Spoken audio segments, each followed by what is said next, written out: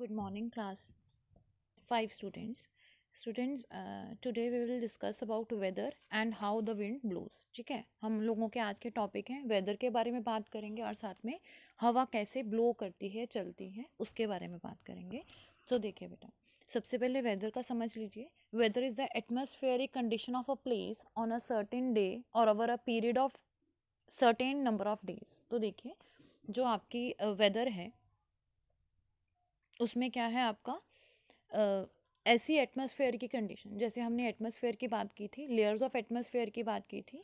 तो क्या है, ऐसी एटमॉस्फेरिक कंडीशन है जो कि आपकी थोड़े दिनों के लिए या फिर कुछ घंटों के लिए या कुछ एक आध महीने के लिए होगी. ठीक है, दैट इज़ द वेदर. ठीक है जी, हमने थोड़ा सा पहले किया है कि क्लाइमेट और वेदर में क्या डिफरेंस है.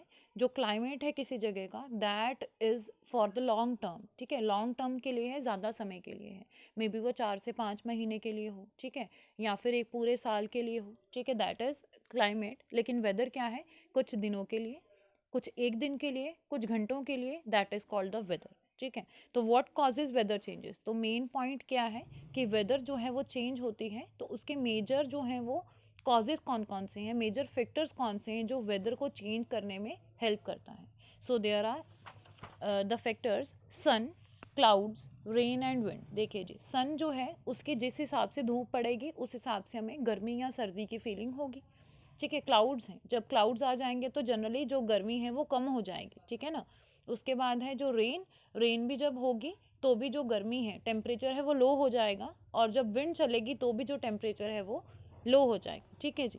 सो next is the sun provides heat and light to the earth. The sun heats up the air and land making the weather hot. अब देखिए यहाँ पे क्या उन्होंने बोला है, जो सन है वो क्या प्रोवाइड कराता है, heat and light to the earth. ठीक है, हमें पता है जब सन चढ़ता है, सुबह राइज करता है, तो हमें हीट भी महसूस होती है और लाइट भी जो दिखती है. ठीक है, sun heats up the air and land making the weather hot.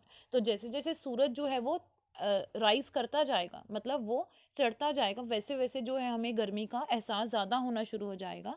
So the heat also causes water to evaporate. तो जैसे ही धूप ज़्यादा चढ़ेगी, ठीक है, तो क्या होगा, जो लेक्स में, पॉन्ड्स में, ठीक है, घर में जो भी आपके पानी का ऐसा जो खुला सोर्स है, ठीक है, वहाँ से जो पानी है वो इवेपोरेट होगा, वो उड़ेगा. ठीक है, क्योंकि हीट पड़ रही है सन की.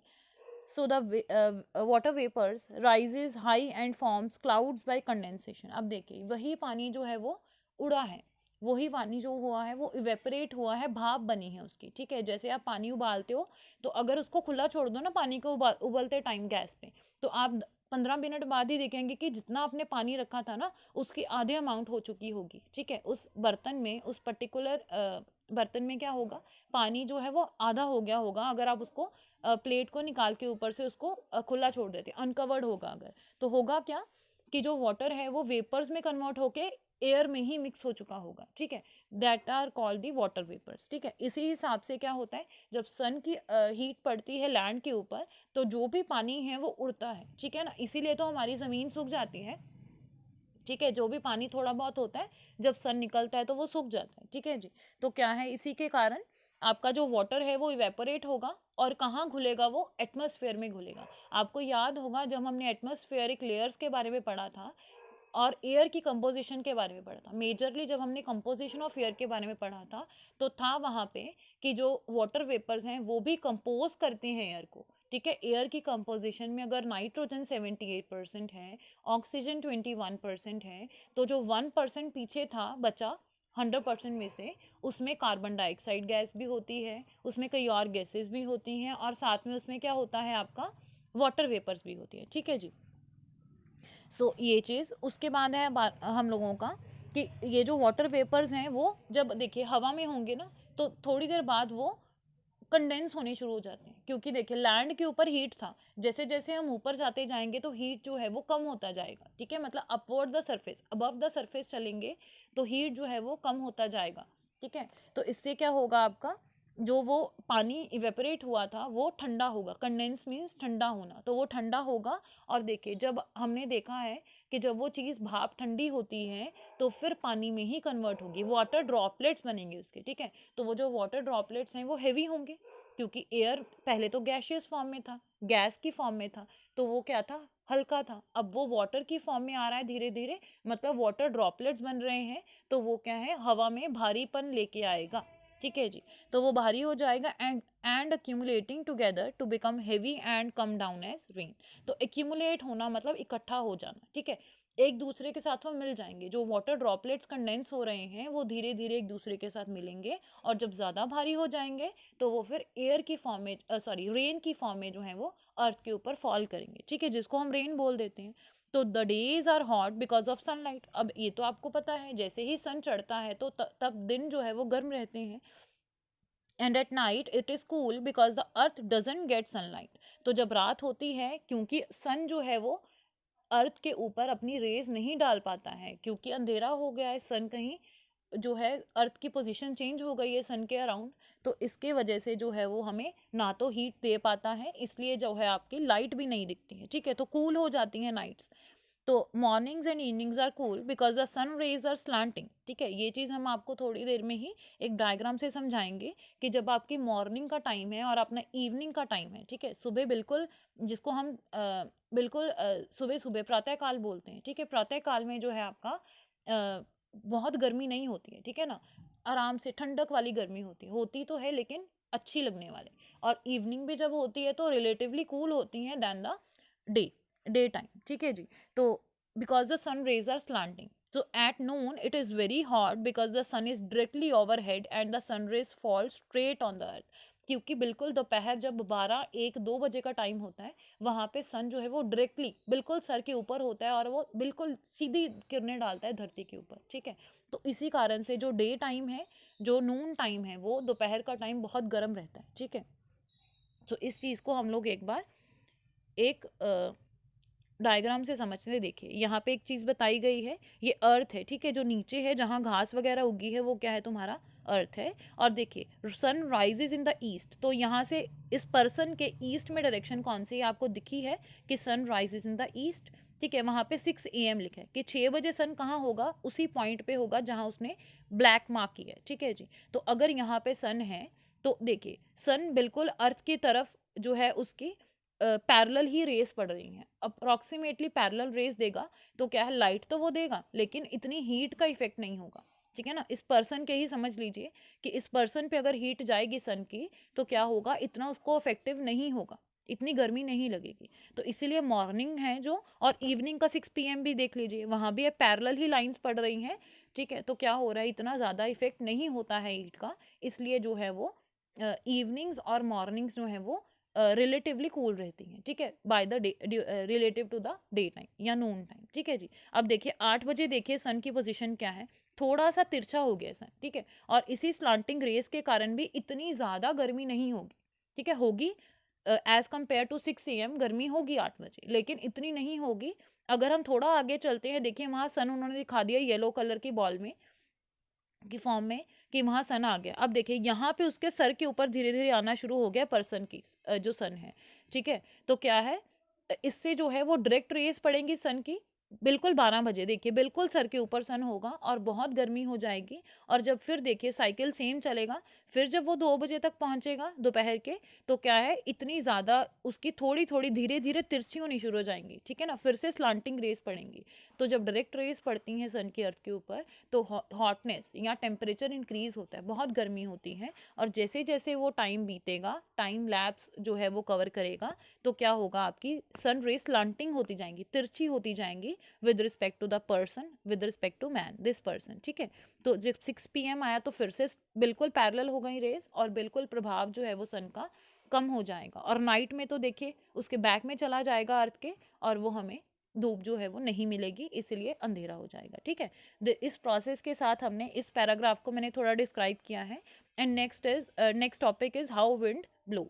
तो हाउ डज विंड ब्लो, हवा कैसे चलती है जी, हमें तो पता है हवा चल रही है। ठीक है, लेकिन कभी कभी आपने देखा है बिल्कुल स्टिल होता है एनवायरनमेंट, कोई भी पत्ता नहीं हिल रहा होता है। ठीक है, तो कोई पत्ता जब नहीं हिल रहा है इसका मतलब ये तो नहीं है कि आसपास एयर नहीं है। हम पहले ही पढ़ चुके हैं कि एयर इज प्रेजेंट एवरीवेयर, ठीक है ना, हर जगह एयर है। तो उसको हम हवा क्यों नहीं बोल सकते हैं, ठीक है ना, उसको हम विंड क्यों नहीं बोल सकते हैं। तो the moving air is called wind.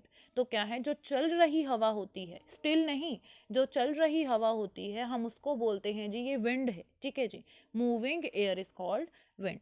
So देखिए विंड ब्लो कैसे करते हैं उसका कॉन्सेप्ट समझ लेते हैं थोड़ा सा, ठीक है। तो wind affects the weather of a place हमने पहले कर लिया। और क्या है, विंड ब्लो करती है, लेकिन कैसे करती है उसका क्वेश्चन का आंसर हम अब लेंगे। We know that when the air gets heated it becomes light. अब इसको मैं विद रिस्पेक्ट टू डायग्राम ही समझाऊंगी आपको। देखिए यहाँ पे आपको एयर, हर जगह एयर है, ठीक है जी। अब देखिए जो लैंड है ना, बिल्कुल ये जो आपका ब्राउन कलर का हिस्सा है नीचे, ये लैंड है, ठीक है। इसको साथ साथ समझाती हूँ कि the air gets heated it becomes light expands and rises up. पहले एक एयर का फंडा समझ लीजिए। जब भी एयर, ठीक है, या कोई भी चीज़ को गर्म करोगे ना वो हल्की हो जाएगी, ठीक है। जब एयर, कोई भी चीज़ को या एयर को जब आप गर्म करते हो, हीट अप होती है कोई चीज़, तो उसका वेट जो है वो कम हो जाता है, ठीक है, वो भार में कम हो जाती है। और खुद सोचिए जो चीज़ हैवी है उसको धरती से उठाना डिफिकल्ट है, लेकिन जो चीज़ लाइट है उसको आप झट से धरती से उठा लोगे, ठीक है ना। तो जो गैशियस हैं फॉर्म में, जो गैस की फॉर्म में चीज़ें हैं वो तो आराम से ही उठेंगी ना। तो देखिए अब उसने पहले ही बोल दिया कि जब एयर जो है वो हीट होगी, गर्म होगी, हीट अप होगी, तो क्या होगा, वो लाइट हो जाएगी, फैलेगी, एक्सपैंड करेगी, और क्या होगा, राइज अप, अर्थ से अपवर्ड मूवमेंट लेगी, अर्थ से उल्टी दिशा में चलेगी, ऊपर को आसमान की तरफ उड़ेगी, ठीक है जी। सो नेक्स्ट देखिए, the heat of the sun makes the land very hot. देखिए ये सन दिखा आपको इस स्लाइड में, ठीक है। सन जो है वो धरती पे पड़ा और लैंड को क्या कर दिया, हीट, लैंड हो चुकी गर्म, ठीक है जी। अब बिल्कुल देखिए इसके पास जो एयर होगी, लैंड के बिल्कुल जो ऊपर एयर होगी वो क्या होगी, बिल्कुल गर्म हो जाएगी, ठीक है ना। लेकिन जैसे जैसे हम ऊपर को चलेंगे तो हवा ठंडी है, क्योंकि जो सन है उसने तो लैंड को हीट अप किया ना, धरती को गर्म किया। तो जो धरती गर्म हुई है तो जितनी एयर उसके कांटेक्ट में आई है, उसके टच में आई है, उतनी उतनी ही एयर जो है वो गर्म होगी। अब देखिए जो नीचे वाली लेयर होगी, सबसे टच करने वाली अर्थ के साथ लेयर होगी, वो क्या हो जाएगी, हीट अप हो जाएगी, और वो क्या होगी, उड़ेगी, ठीक है जी। वो क्या होगी, वो राइज करेगी अबव द अर्थ सरफेस, ऊपर को वो हवा बन के ज़्यादा ऊपर को उड़ेगी, ठीक है जी। हवा तो पहले ही थी, लाइट होके और ऊपर उड़ना शुरू हो गई। अब खुद देखिए उन्होंने जहाँ लिखे high pressure to low pressure को विंड गई, ठीक है जी। तो इस तरह से विंड जो है वो खिसकनी शुरू हो जाएगी, सरकनी शुरू हो जाएगी। जो हल्की हवा थी वो इधर से डायरेक्शन लेके ऊपर को जो है वार्म एयर अबव लैंड जहाँ लिखा है, ऊपर की डायरेक्शन को उड़नी शुरू हो गई। अब खुद सोचिए, नीचे से ये हवा खिसक सरक ली, उसके बाद क्या हुआ, जो ऊपर वाली हैवी एयर थी वो नीचे बैठेगी। ऊपर वाली एयर जब नीचे बैठी है तो क्या होगा, वो फिल कर देगी उसकी जगह, ठीक है जी। ऐसे ही जो है नीचे से ऊपर एयर गर्म होके ऊपर जाती जाएगी, और जो कूल एयर है वो नीचे बैठती जाएगी। इससे क्या आपको एहसास होगा, सेंसेशन क्या होगा कि विंड जो है वो ब्लो कर रही है, ठीक है। इसको आगे से भी पढ़ लेते हैं। The heat of the sun makes the land very hot, thus the air closer to the land surface becomes too hot, and as the hot air rises up it causes the empty space or low air pressure in the place of the hot air that has risen up। तो जितनी भी हवा ने अपनी जगह छोड़ी है उड़ के, वो जगह कूल एयर जो है वो ले लेगी। So cool air from the surrounding areas rushes in and occupies that empty space. This movement of air causes the wind to blow. इस वजह से जो विंड है वो ब्लो करती है। Thank you student.